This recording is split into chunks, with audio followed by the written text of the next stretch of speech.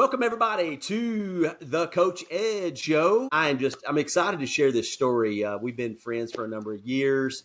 The woman on the side of the screen, if you're watching this podcast, is a caring, driven, passionate, hardworking. That's who I have seen her to be. She has become a friend. I've been able to serve her programs. She has been a college basketball coach. She is a mom. She is a wife. She is an impactor of her community. So many things. And so I'm just excited to welcome Andrea Lemmond to the Coach Ed Show. AJ, welcome. Thank you for having me. I'm excited about it. I am too. So I didn't ask that. Why do people call you AJ? My middle name is Janae, so Andrea Janae, and it all kind of started, my brother started it. It kind of became my basketball name. I remember standing at the free throw like as a sophomore in high school, and we had to have this free throw at the end of the game. And I just heard my brother yell out of the stands, "We got to have it, AJ, got to have it." And nobody had ever called me AJ before that moment, and it just kind of stuck. I knew people Yeah. called you that, and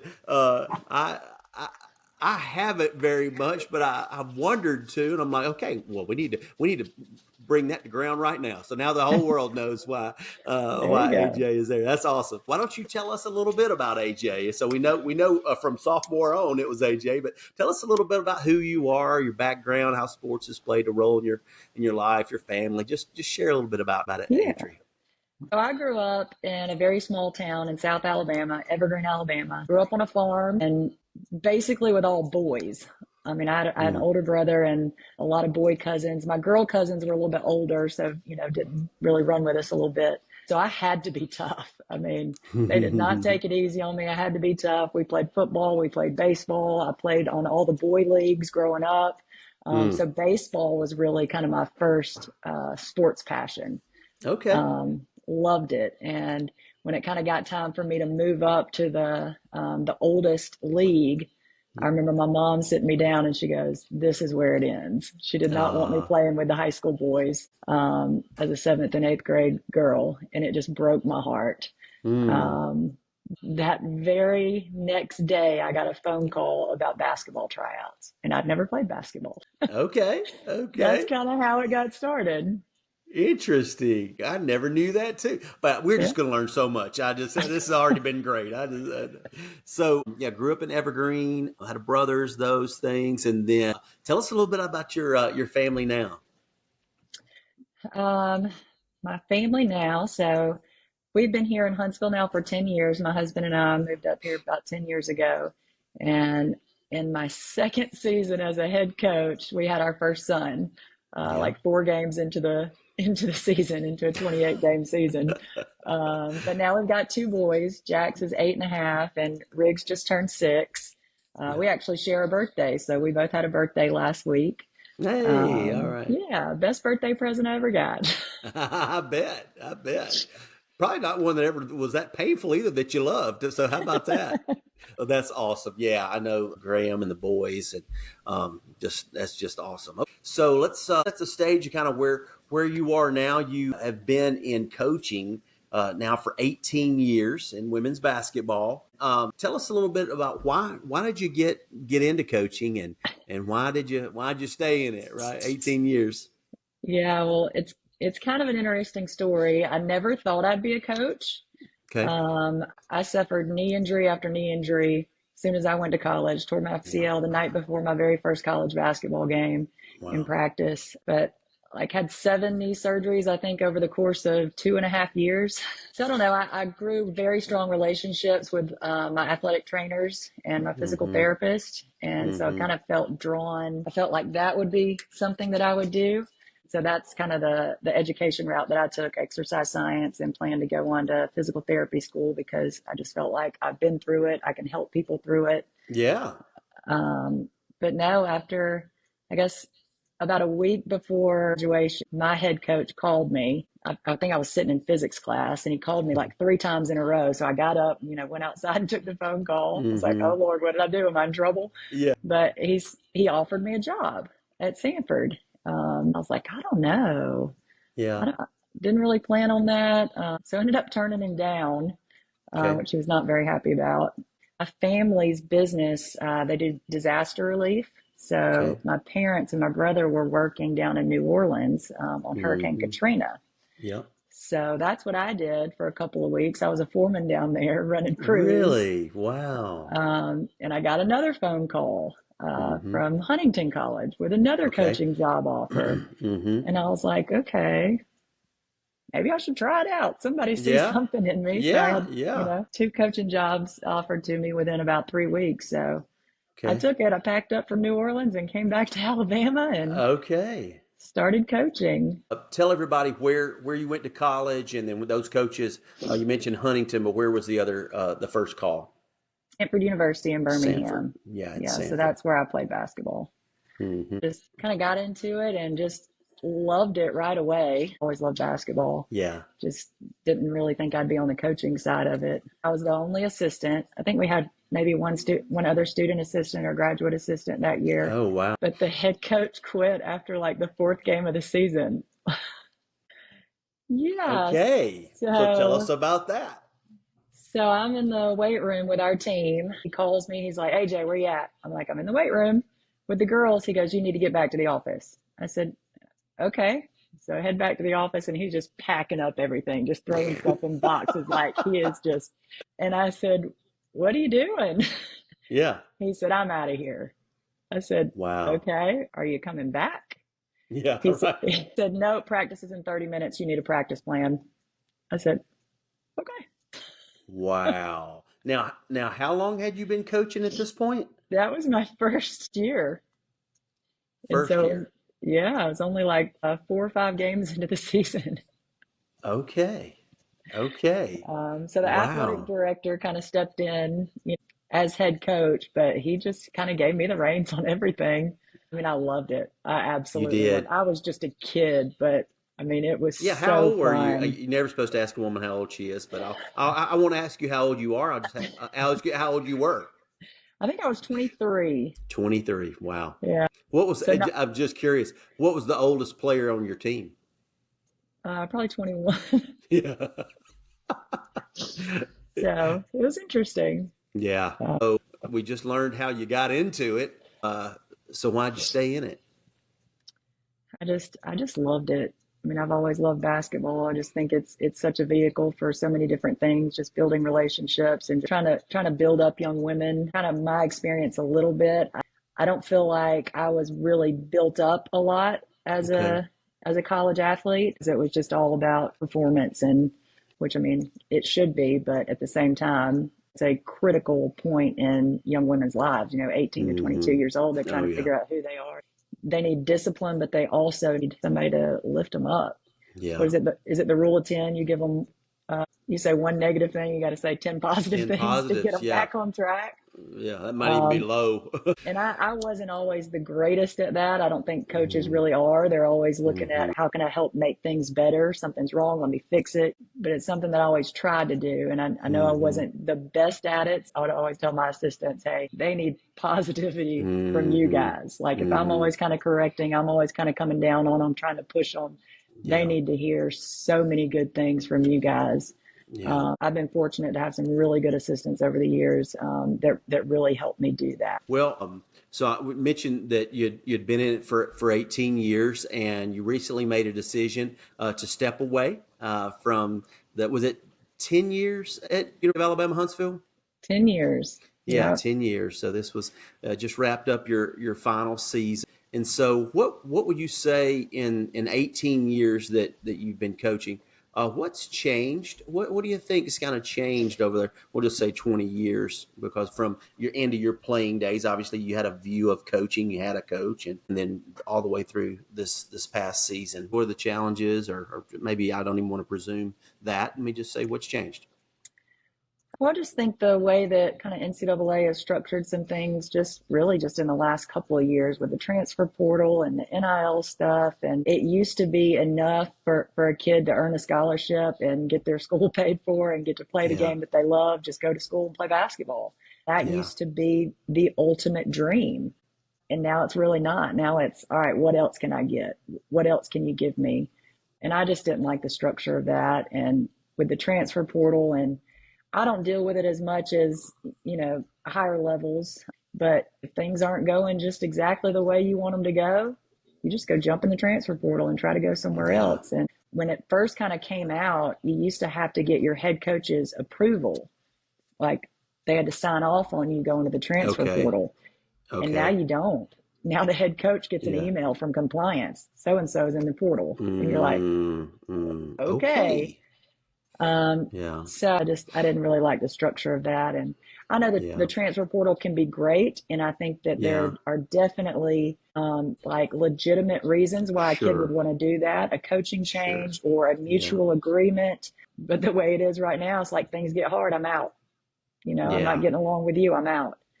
And there's some coaches that really utilize the transfer portal. All right, your stat line's not good enough, go get in the portal, I'm gonna go find somebody else. Yeah. And for me, I just didn't believe in that. I recruited these kids. I promised them that I'm going to push them. I'm going to try to make them better. If they're Mm-hmm. not living up to what I wanted them to do, it's my job to try to pull it out of them, make Mm-hmm. them Mm-hmm. better, not just, Yeah. wash my hands of them and be done with them. But that's not how the college game is anymore. And I don't think I had the heart to stay in it the way that it's kind of moving that direction, if that makes Yeah. sense. It makes perfect sense. No, I totally understand. So, kind of a follow up question to that. So we know how coaching's changed. How have you seen the student athlete change? Has there been some noticeable trends and things that you've just noticed in student athletes of a change from, say 10 years ago when the first recruit you had versus maybe a person you were just recruiting, 6 months ago? Um, well, I think there's so many more like basketball trainers now, Okay. not Okay. coaches, but trainers. And I think Individual. there are some really good ones. There are some that will reach out and, hey, I'm working with one of your kids. What do you want them to get better at? Or what can we Mm, work on with them that will benefit your system or your style of play? And right. those are the good ones. I mean, I love Yeah. those. Yeah. But then there's also some that just whatever the kid wants to work on, they're working on it. And I mean, I've walked Hmm. into a gym before and seen one of our players doing some crazy type of skill workouts that she would never do Mm, like within our system. So it's just, I feel like it's a lot more just individual skill based. And again, I think that does have something to do with the NIL. It's all about hmm. stat line. It's all about me, me, Hmm. me. Yeah. And it's good that they want to work, but Right. you still have to, like, you're part of a team. Like, you still have Yeah. to make sure that what you're working on is going to be beneficial to your team. Yeah. So I think Yeah. that's one of the things that I've seen. There's a root of selfishness that's in us. It's in me, Mm-hmm. that's in you, like then that's in all of us. But I almost think just with, and again, social media is not the sole reason, but they're definitely their exposure and comparison, that the ease of being able to see what everybody else is doing and their highlight reel, real or not, Yeah. is there, and it continues to feed selfishness, and NIL is again, it feeds me. I just think there's more noise, unfortunately, I would call it, that we've all had this selfishness, but it's being amplified, it's being trained, it's almost being coached that that's the way, and whew, Mm-hmm. that can get tough. I can't even imagine, being a college kid and having all the social media stuff. Like you said, comparison. I mean, comparison is the thief of joy. And I get caught up in it too. I mean, it's just to scroll and just look. But yeah, I couldn't imagine being an 18, 22-year-old kid in college and just having that at my fingertips and just comparing myself to it all the time. That's got to be hard. We're just glad that social media wasn't around when we were in high school and college, right? Mm-hmm. Yeah, yeah. They do run against some challenges now that we just didn't have facing us, but we had our own things. I remember too, I think it was my senior year of college is when Facebook came out and it was the Facebook. The And it Facebook. was supposed to only be college kids, but I just remember like walking into the library and people are just glued to it. I mean, that's all you saw. Everybody was on a computer. It wasn't on the smartphones yet, but everybody Right, was right. glued to the Facebook on the computer. I was like, I am not signing up for that. Like, that looks Hmm. awful. I mean, eventually I did. I held out for a little bit, Yeah. but yeah, there's just so much now. One word that I've been leaning into a lot lately, just even in my personal life, is identity. Identity just gets hijacked from all these other things, and you don't know who you are. You don't have the confidence to be you. You're trying to be somebody else, and yeah, that's just a big thing that I'm trying to lean in with the student athletes and coaches that I will have the privilege to serve and just to help them understand true identity. So that's good. So stepped away. I've had some time. What about probably about a month now? Maybe not even not quite a About, month. about Not two quite. months now. All right. So, what are a few things that you've realized about yourself, about life, about coaching? Like you've had some time to reflect. You've stepped away. I know you've had some time to yourself. The reason I'm asking this question is I think a lot of coaches wonder what it's like. I Mm, think they wonder maybe they are blind to some things, and not intentionally, right? They're just very unintentionally just blind to some things that may be going on that maybe you could shed some light on that in your own life that you've realized about again about yourself, about life, about coaching now that you've stepped away. yeah. Well, I'm one of those people. I struggle with being still. So I'm always on the go, always on the go. That's been challenging. We would practice at 6 o'clock every morning just because class schedules were so insane at UAH. So I would tend to get up about 4:30 and head to the office and get my practice Wow. plan together and practice, 6 to 8. And so just I've slept in a little bit longer. I get to sleep till about 7, which has been nice, and then get my kids up and get them ready for school. Slowing down has been a challenge for me. But trying to keep the house clean, trying to cook meals. I like to meal prep.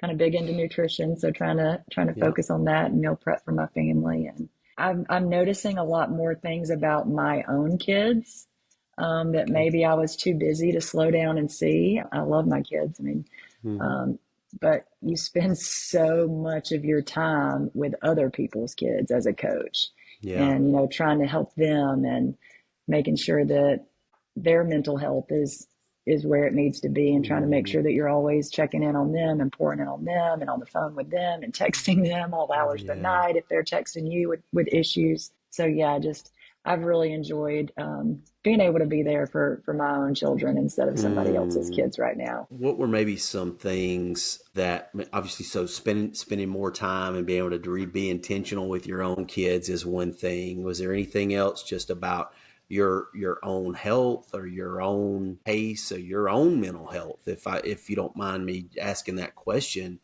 that was affected now that you've had time to sit boy and go, oh wow, man, this I didn't even see that. I didn't even realize that.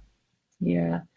The last 2 years, if I'm being honest, I've been thinking about stepping away the last 2 years, or Okay. kind of in the back of my head, like, is this what I need to, continue doing, from my own family, from my own health, and just struggling with that decision and trying to Mm-hmm. figure out if that was the right thing for my family, for myself, for the program. I love nutrition. I love fitness, but in the last 2 years, I barely worked out. I barely ate enough food. I lost a lot of weight, and I was making excuses. Oh, my knee injury, that's Yeah. why I lost weight. But everybody's like, you lost so much weight. What are you doing? Mm. I'm stressed out. I'm not eating. I'm not sleeping. I got this great program. You want to go on it? I'm Oh not yeah. working out.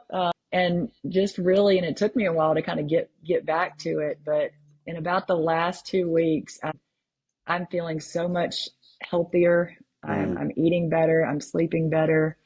Starting to work out a little bit more. I go on walks with the dog, 2 or 3 mile walks almost every day Mm-hmm. now because I Awesome. have time to do that. But yeah, coaching's not easy. It's extremely stressful, and especially if you're not being as successful as you want to be, it takes a lot out on you.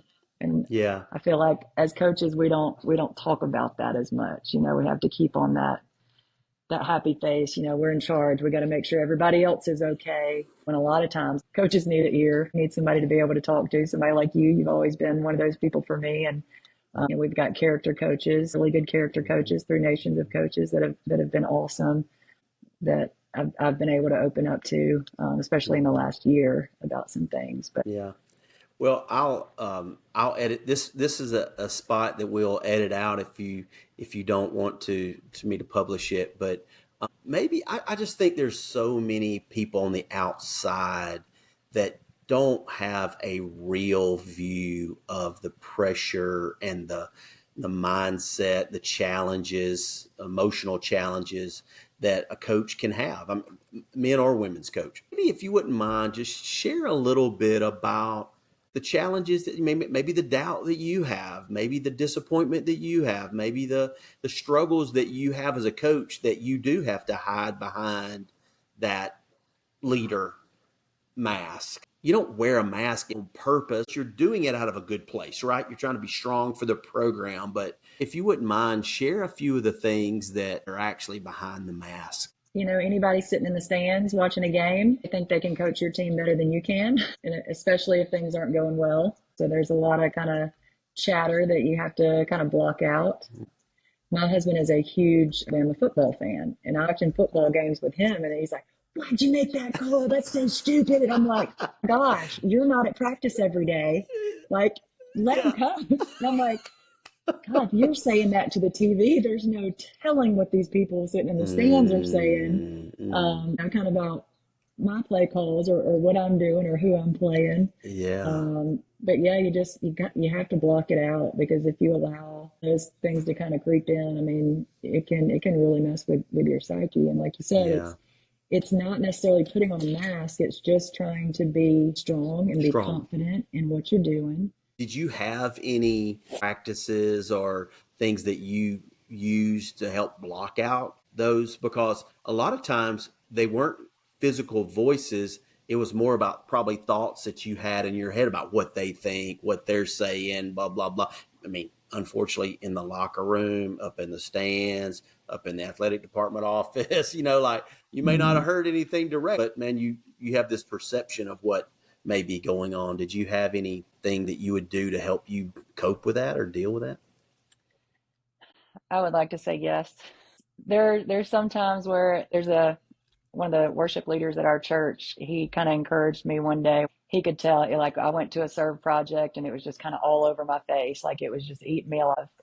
He pulled me aside and talked to me for a little bit, and he said, "When you feel this way, put your earpods in, turn on your favorite worship music, and just walk. Try not to talk to yourself, because Yeah. if you're alone with your own thoughts and it's negative stuff, I mean, the devil's just going to attack you and just keep coming Yeah. after you, and it's not going to get any better. So you have to Mm-hmm. have another voice." So Mm-hmm. that's some things that I would do if I got to the point where, like I was that day, just kind of Yeah. overwhelmed.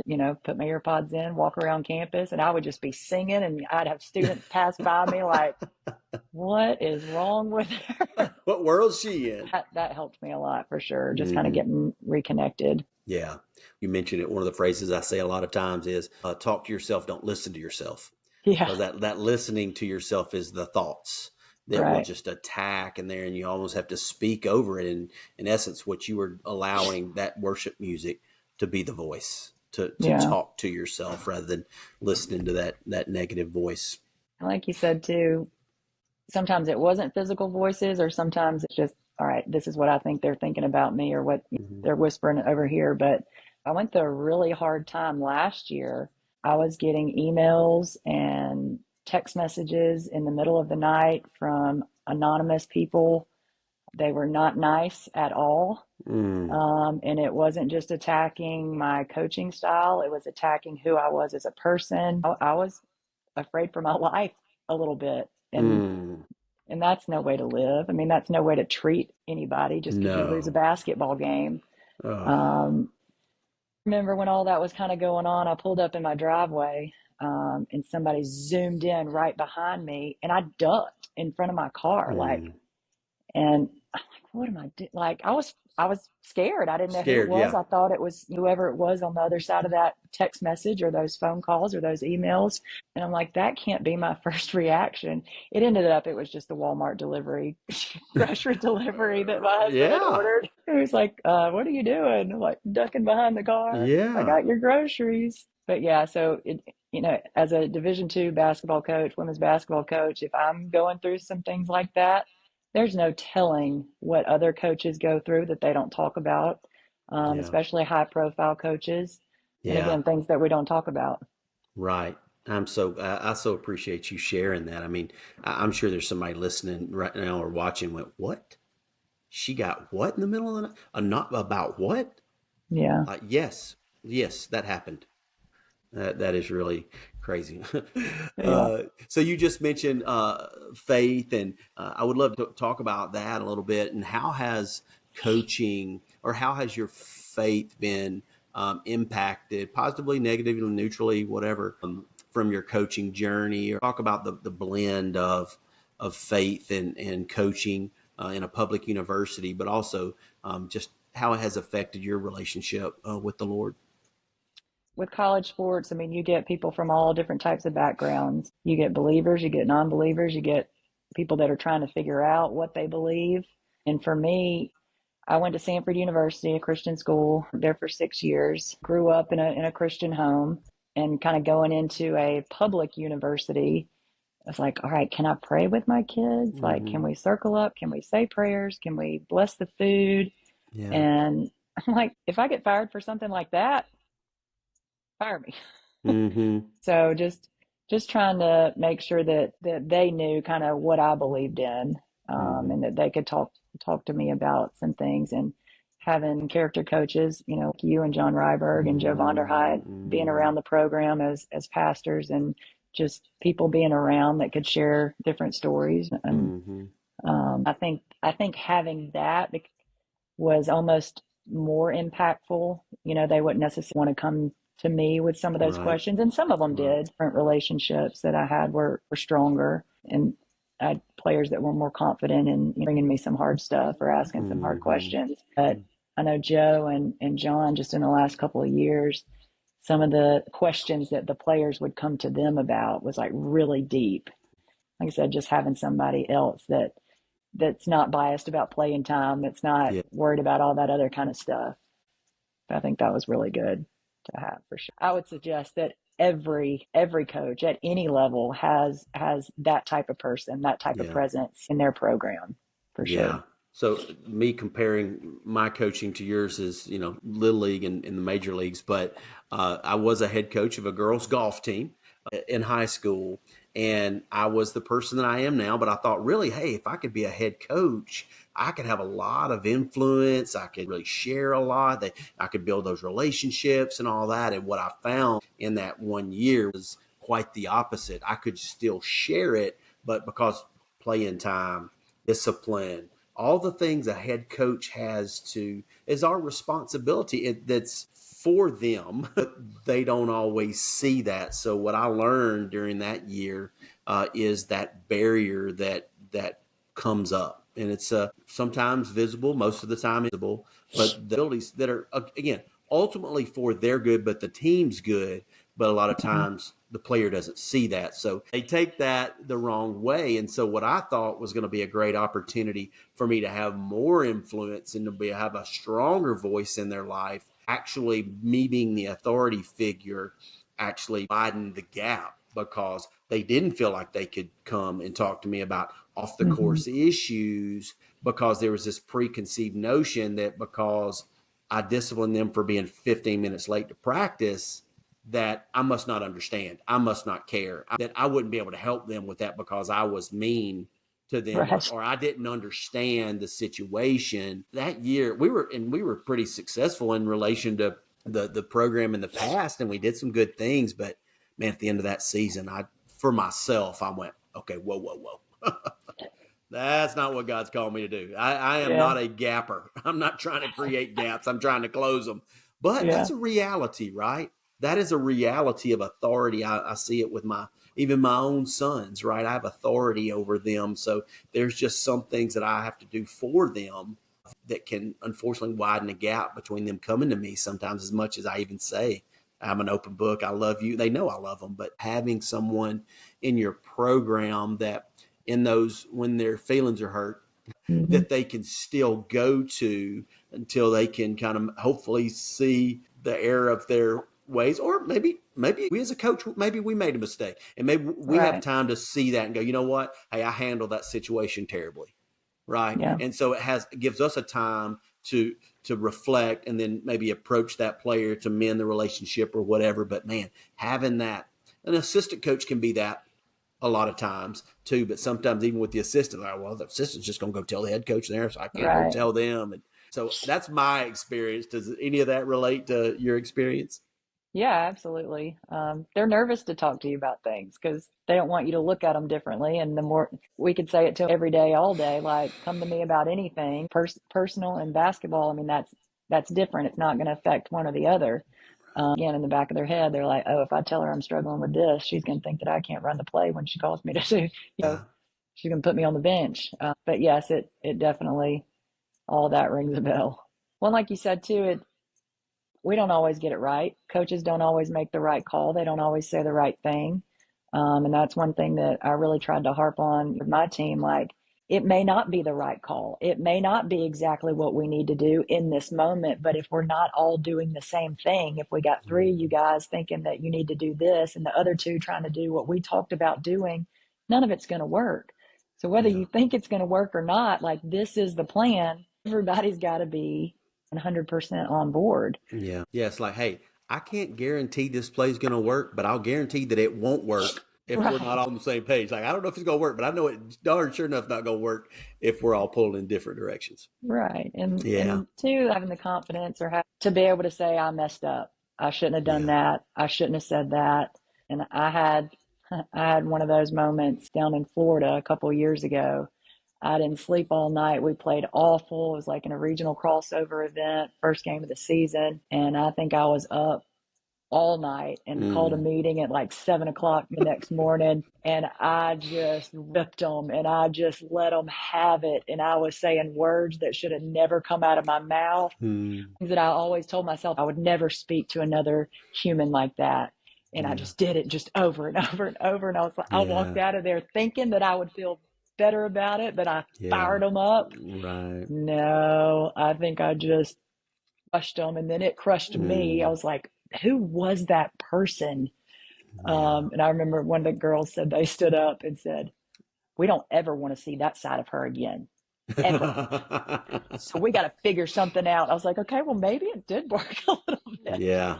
But Yeah. I apologized to them over and over for how I spoke to them that day because, like I said, that was not me, Mhm. not the coach that I want to be, not the role model that I wanted to be. I thought it was Yeah. the right thing that we needed. I thought it was what we needed to try to, light a fire under them. Yeah. Um, but that's one of those things that I definitely regret. Yeah. Yeah. Thank you for sharing that story, because it's a paradox of faith anyway, that we know that fear is a terrible thing. Mhm. As followers of Jesus, like, for God did not give us a spirit of fear, but of power, love, and self control. Like, perfect love casts out all fear. Like, fear is in the Bible 165 times. I've done some research on that, and or afraid or fears. So there's a Yeah. fear for every day, right? So like, it's a part of our everyday, and we know how destructive it is. But man, we can get tricked into thinking I'll scare them into performing. Right? I mean, right? You want, Yeah. like they, you use fear, you use intimidation, you use all those, like that day that just overtook you, because fear does motivate. Yeah. That's a truth. I'm not going to say that it doesn't, but it just has a short runway. Right. And it erodes trust, not builds trust. And I think that's one of the things you and I have talked about before too, is that trust is one of the most important things you can have as a coach. And anything that doesn't build trust, that erodes it, I don't care if it scares them to death, and they have the best practice in the world. What you've lost is way more important than what you gained Right. in that. And so I understand. I just see a lot of fear based coaching Mm-hmm. intimidation-based coaching, and yeah, it does produce some temporary results. But I think if we would stop and look at what it's doing to the student athlete, and to yourself, right? Like Yeah. you said, like how you felt after it. Like some coaches may just be numb to that, but there's other ways Yeah. that we can make it happen and produce the results that we want without having to use fear and Yeah. intimidation to get it. Yeah, I think I was probably good for about one practice a year that was just like they knew it was going to be a tough day. I'd come in there Yeah. with my notebook and I'd have all the things that, all right, so and so did this. Get on the line, blow the whistle. That's why we're running this one. Then you did Yeah. this or you didn't do that. Blow the whistle, just going down the line. And I remember doing that one day. They'll tell you that it was probably like 75 sprints, but it was not. Right. Okay. And I think it was only 24 sprints, but they'll tell you it was like 70. And I made sure that I called every single player out for something. Oh wow. And one of them came up to me a couple hours after practice, and she was just, we were really close. She was just in tears. She was like, I can't believe that you thought that about me. That's not what happened during that. This is what happened, like trying to tell me. And I said, Mm, you do understand that I called every single person out on the team. And if I did not, I said, I basically made that up. If I didn't say something about you, they would have turned on you. mm, I was mhm, trying to bring y'all together. mhm, Turn on me, get mad at me, come together. I was like, but if I had left you out, mhm, it would not have been good, for mhm. your team or you in the locker room. You'd Yeah. have been the only Yeah. one that was left out. And she was like, I want to think about it like that. If you're a student athlete right now, I want you to hear that right there, because now you did have a good relationship with her, but go talk to your coach. Hmm. Go talk to your coach. Your coach is not the enemy. She Right. is not trying to win a different game or a different conference championship than you. You're all on the same team. Like, she's not doing that, or he's not doing that most of the time. I don't know. Could be some ill-intentioned coaches out there. I know there are, but most of the time, go talk to your coach. Go talk to your coach. Have a non-emotional conversation with your coach. You may not Yeah. like what you hear when you leave, right? But you'll know. And it You'll won't be know. all of the things that you're making up in your head or Hmm. what your teammates are saying in the locker room. And the one person that's a coward that will not go talk to the coach is the one filling your head with all the lies. Yeah. So, I'll just say that on behalf of all coaches, but I'll also say too, there are ones that you just don't feel comfortable talking with that will use it against you. And I'm sorry. Yeah. But that's not everybody. So give it a shot first. If in doubt, go talk to your coach. Would you agree with Yeah. that? Absolutely. Because I mean, perception is not reality. And the more that student athletes and coaches can understand each other and be on the same page, and not have the coach over here thinking one thing and she's over here thinking the other, and like you said, just fill in your head. Like if you're confused about something, you don't understand something, go Yeah. have those conversations. You'll feel better about it. It may not be exactly what you want to hear, but it'll be what was needed to be said. And if you're not comfortable, going to the head coach, go to the assistant coach, Yeah. because the assistant coach can be that bridge, because Yes. head coaches and assistant coaches are talking all the time. I mean, Mm-hmm. we'd sit in the office and that's all we do. We watch film, we talk about the players, we talk about this, we talk about that. Yep. We get home and something comes up and I'm like, oh, I forgot to talk to her about this. I'll call my assistant coach and we'll be on the phone for like an hour and a half. But yes, if just go talk to them, because it can clear up a lot of problems for sure. And I'll put words in your mouth. You don't have to say that. It'll make your head coach feel a lot better too, Yep. because they're wondering what's going. The ones that care, they're wondering what you're thinking. Yep. They want to be a part of your lives, so it helps them too. How about that? Mhm. This has been so good. I so appreciate you and your honesty and just sharing some of these things. It's awesome. A couple of things that I wanted to make sure I ask you, two more things. Not being presumptuous at all, but and who knows, God has a great plan for your life with your skills and everything. Who knows where that's going to be? But if you did decide that you wanted to get back into coaching, if you would have a clean slate. It'd be brand new. What are some things that you may take into a new coaching opportunity based on all the things you've learned and reflected on the past experiences? I don't regret the way that I ran things. When I became a head coach, I was very adamant on, I had some head coaches that I was like, yes, I want to implement that. I want that. And then some that I was like, nope, I ain't doing it that way.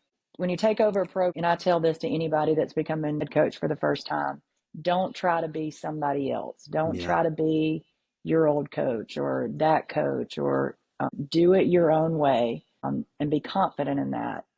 Take what you've learned from coaches throughout the years and figure out what you want to use and what you don't want to use, who you want to be, who you don't want to be. Yeah. I felt like I did that. Like I said, we weren't as successful the last couple of years, but I don't regret the way that I went about it. I think one thing that I would definitely want if I were to get back into coaching, I would need more assistant coaches to delegate. Yeah. At our level. It's not uncommon to only have one full-time assistant, and some programs don't even have that. Some just have a graduate assistant. So as a head coach trying to run a program, trying to do travel, scholarships, recruiting, fundraising, budgeting, I mean, you name it. I mean, you're basically a CEO of a company and you're the only one trying to do it, and maybe have one other person. So there's just almost not enough hours in the day to get it all done and put as much focus into the players, into those relationships, and on the X's and O's side of it. I mean, you did. You ran through all those things, and oh there my was not gosh, one. There was right, not one athletic thing you really mentioned. right. I think that would be something that would be a main focus for me, is to make sure that I had enough resource and I had more assistant coaches, and that I would actually delegate some things, because I'm not the greatest person at delegating, so that I could focus more on the players, on the relationships, and on the basketball side of it, because about 10% of what we do as coaches, especially if you've only got one assistant coach, is actually the basketball side of it. I know that's another huge thing that outsiders looking in don't have any idea about. Is you wish you just could coach basketball. Yeah, that'd be Right? great. That'd be awesome. I'd love to be a basketball coach, not a CEO of an organization. My kids grew up in that gym. I think they own it. I remember when Jax was learning how to read, I was headed down the stairs out of the gym and I heard, uh-oh. And I turned around, I was like, what's uh-oh? He was just learning how to read and he read the fire alarm. It said, pull down. Oh So he, no. so he did. And like, I'm Oh trying my to put it back. gosh. I'm like, I Yeah. don't know what to do. I mean, police are coming, fire department's coming. Oh Everybody had to evacuate the no. building. Said that to say this. They took the news pretty hard that I wasn't going to be coaching. That's their family. That's their big sisters. That's all they've kind of ever known. But after they kind of dried their eyes a little bit and started coming back around, I said, "Well, Jax, what if I was your basketball coach?" I said, "You want me to be your basketball coach?" I said, "Because now I could do that." He said, "Mom, do you think you're qualified for that?" That's hilarious. I said, "Well, Jax, I've coached college basketball for 18 years. I mean, I think I might be." He said, "Huh. Well, I think you should put your name in the hat." You should put your name in that. That is hilarious. Oh my gosh. So I guess that'll be my next coaching gig. Okay. Coaching Okay.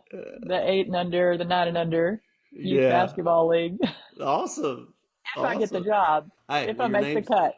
your name's in the hat. Your name's in the hat. Oh man, that's great. Yeah, resources, definitely get that. I love how you mentioned about yourself. Hey, I would need to grow in delegation. Mm-hmm. And that's something I would focus on. No, that's really good.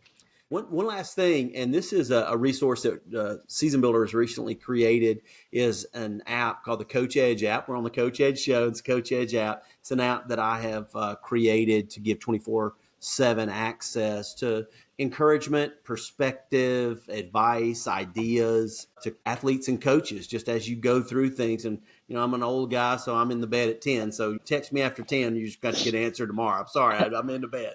But this app actually allows you to ask whatever question you would like to and provide you some perspective. And I know right after you had stepped away, I'd shared that app with you and you started using it. And you said that it actually helped and made a difference. I'd love for you just to share a little bit about that, and maybe it can encourage some other coaches to be a resource for them. Yeah, I mean, I was blown away. I mean, we were sitting there having coffee and you're kind of walking me through it. You're like, just ask it a question. And so I did. And I was just the response and how quickly it came up and like reading through it, I felt like I was having a legit one-on-one, heartfelt conversation with you because I know you, I've known you for years. And I was like, this Yeah. is exactly the things that he would say to me and like Mm-hmm. uplifting and encouragement, but then also, asking you to apply it in different ways and how would you work through it. No, I think it would be 100% a phenomenal resource for student athletes and coaches, and even get like, just kind of something that pops up on my phone with like just an encouragement, Yeah. daily encouragement. That's a new And it, new feature I've added. yeah, well, I like it. Okay, I good. like it. I've noticed it. As busy as coaches are, as busy as student athletes are, I mean, they're in the weight room, they're in study hall, they're in class, they're in practice, doing all these things.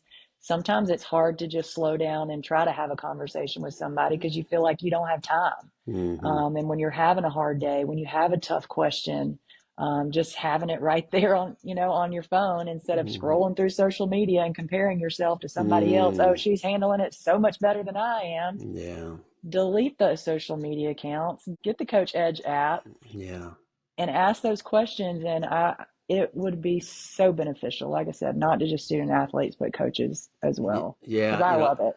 I love what you had said. You were intentional. Hey, at least every day I'm going to go on there and ask a question. Mm-hmm. Every day I'm just going to try to just get a little encouragement. Hey, because we got stuff going on in our mind all the time, Yeah. right? So just having a resource to say, hey, I just need some perspective right Mm-hmm. now. And I'm super passionate about it. I've never had anybody use it and went, I guess that's all right. I've never had Right. anybody ask that, so it's a matter of, I think, awareness and just educating folks, getting them to try it. If you're listening to this or watching this, it's there's a link down there in the show notes, but coachedge.seasonbuilder.org. It's free. You download it and it says set up a 30-day trial account. But the reality of it, when your 30 days ends, I hit renew and you get renewed. Is that right now? I just want people to use it. There's no charge Mm-hmm. to it, but I think it's incredibly powerful and personalized. Is that something you experienced, that it was very personalized to the question or topic that you had asked it? Extremely personal. Like I said, I felt like I was actually just talking with you. Yeah. With so many mental health issues, student athletes, everybody. I mean, everybody in this world is dealing with anxiety and depression and Doubt, fear, doubt, fear, uncertainty.